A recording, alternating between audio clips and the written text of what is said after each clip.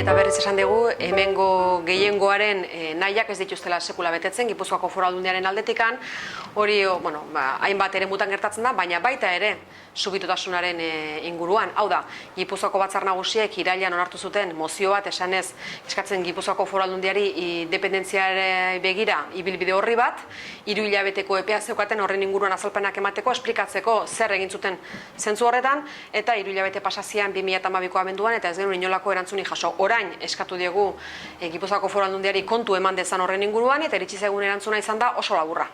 Eta da, gutxi gora bera, beraien eguneroko lanean egiten dutela alduten saiakera guztia zentzu horretan. Zehaztasun falta ikaragarria, ikusten dezuten bezala, eta ez horretan bakarrikan, baita ere Euskal Bideari dagokionean guk salatu duguna da zehaztasun falta ikaragarria daukela, esan gauza asko, baina gero praktika politikoari dagokionean ez errez, zero patatero.